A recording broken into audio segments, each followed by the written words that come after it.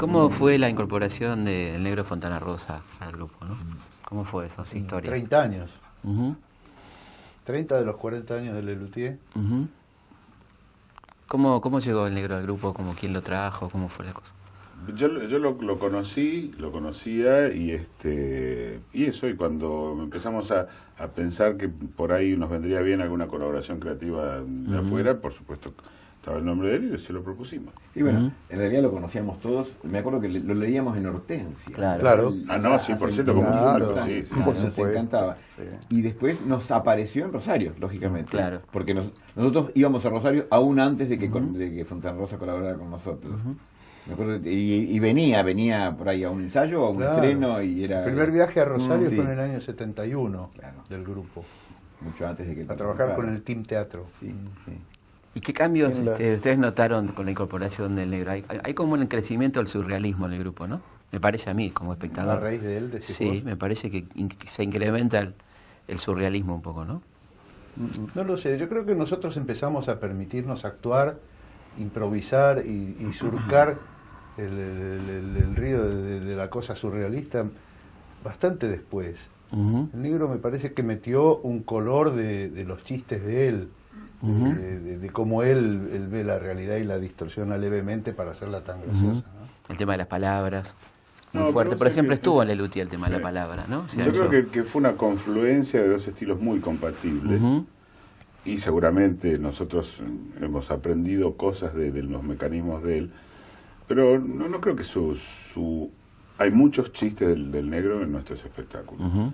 pero no creo que haya influido tanto en el estilo. Ujú. Nos pasa que gente muy experta nos dice, yo me doy cuenta cuál es un chiste del Negro, Y no es, generalmente no no acierta es, nunca. claro. Pero a veces Claro. sí, ¿eh? A veces sí. Nos han gritado en público, en el escenario, bravo Negro, por algún chiste que era del Negro también, Claro. que seguramente había publicado ya antes en el diario, y lo repetía con nosotros, ¿no? Le pasó varias veces, sí. ¿Ah, sí? Le pasó, pero ¿Cómo es? pero el proceso, creo que como dice Jorge o al revés, no sé, pero era, de pronto nos escribía, nosotros le decíamos, mira, necesitamos chistes sobre un grupo de bolcheviques que está huyendo, de nobles rusos que huye por la estepa, y entonces, por la revolución bolchevique. Entonces el Negro mandaba unos cuantos chistes, muchos de los cuales decía, este va, aquel no, este puede ser, qué sé yo. Y lo metíamos en el espectáculo. 3 o 4 años después aparecía el mismo chiste en Clarín, en la parte de atrás. Y inclusive cuando se le preguntaba, Negro, ¿volviste a usar el mismo chiste? Dice, ah, ¿cómo? Ese chiste yo se lo había mandado a usted. Y él no estaba enterado. Sí. Claro. Por ahí o no tenía Sí, pero además registro. no es por hablar mal del Negro, pero alguno de esos había sido un chiste que ni siquiera era de él. Claro, repetía uno que era, Claro, sí, repetía de uno que no nosotros. era de él. Me acuerdo uno que era, si tu mejor amigo te clava Te un clava puñal un en la puñal. espalda, debes desconfiar de su amistad, que era de Un la proverbio versión chino, sí, un proverbio oriental, oriental. ¿no? Un proverbio oriental que lo Sabiduría. usaban. Y tiempo después hizo un cuadrito, uno de esos chistes que Los estaba- aforismos de Esteban Echenique apareció en uno de sus libros, apareció el mismo, ese chiste. El camino de la sabiduría es largo. Encontrarás la fuerza en Kioto, encontrarás la destreza en Huwen, pero la paz se encuentra en Bolivia.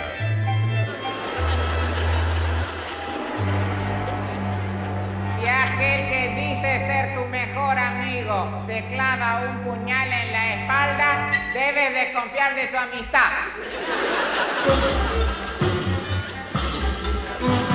Vos decías, Daniel, que el surrealismo empieza un poquito después. ¿Cuándo más o menos vos situás? No, que- no, no sé. Bretón. Me parece que se mete en los divagues en los que podemos entrar en el escenario y que eso me parece que es bastante después del 77, que eso empezó como en el 87, como 10 años después. Un poco antes, ¿no? Ah, yo no Igual sé, el yo- Negro empezó en el 79 con nosotros. Ah, bueno. Me parece que apareció por la zona de las improvisaciones en el escenario, Ujú. la cosa surrealista, donde uno de nosotros... Sí, porque me parece que sí. No sé qué opinan mis compañeros.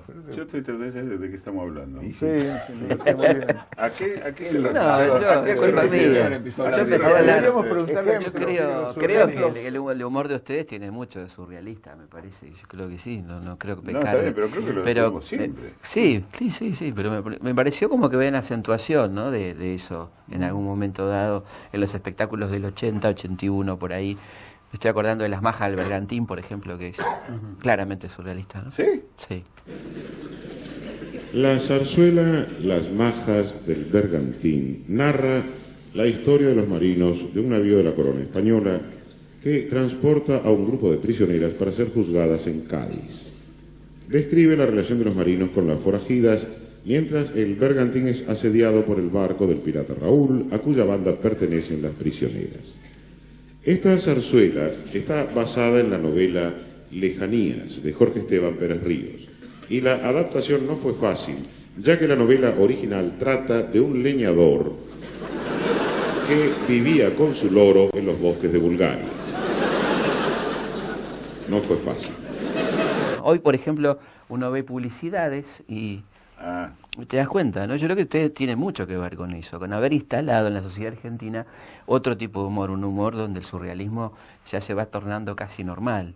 No sé si están de acuerdo, pero vieron que la mayoría de las publicidades que se ven en los últimos años tienen impronta surrealista, ¿no? Yo creo que ustedes son bastante responsables de esto. Háganse cargo, no pasa nada. No, es bueno eso. Sí, bueno, para mí es buenísimo. Entonces, Para mí es buenísimo. Para mí es buenísimo. No, ahora, ya para profundizar un poco, lo que tiene el surrealismo de usar los mecanismos automáticos del pensamiento y demás, habría que decir que el humorismo siempre fue surrealista. La ruptura de la realidad, por eso es surrealista. Claro. Se opone a la realidad esperable y lógica. En ese sentido yo creo que yo no notaría en nosotros una tendencia especial. Creo que siempre nos gustó a nosotros eso y tratamos de practicar ese humorismo, ¿no? En cuanto al estilo de humor, sí, pero en cuanto a lo que la gente por ahí ve como surrealista, se transformó lo que fue en el inicio un espectáculo que era un remedo de un concierto de música clásica en una especie de happening o de performance o de algo que está pasando, muchísimos más elementos teatrales y demás. Sí, pero en el primer espectáculo de Lutín, por ejemplo, decía, Rebeca tuvo tantos hijos con Mastropiero que llegó a pensar que algunos no eran, que algunos no fuera de ella. No eran de ella, Eso claro. es total, si hay algo surrealista, porque no tiene lógica, no es un chiste jugando con cosas reales, sino que de repente, sí, por eso siempre, el humor, más aún, digo, el humorismo siempre creo que es surrealista. Tiene elementos surrealistas.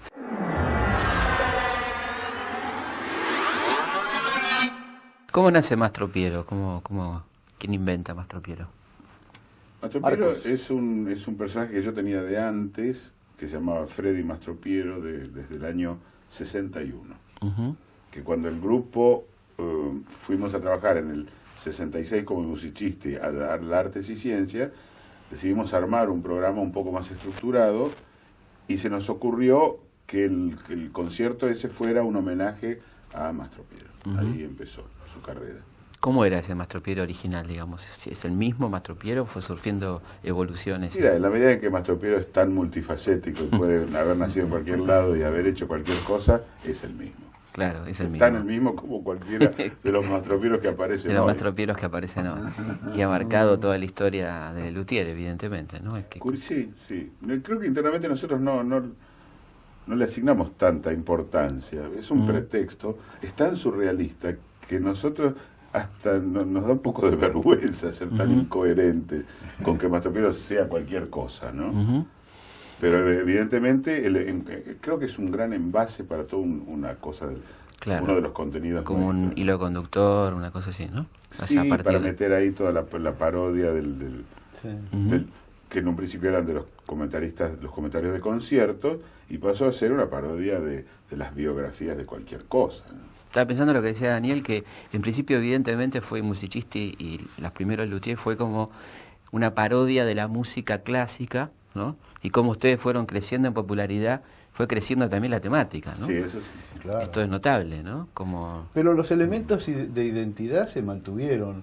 La vestimenta, el traje, digamos, de etiqueta o el nombre, o el mismo Mastropiero, creo que también forma parte de nuestra identidad, ¿no? Los instrumentos, muchos de los cuales son de esa época, por ahí están arreglados o vueltos a hacer, pero forman parte de toda una identidad que tiene el grupo, ¿no?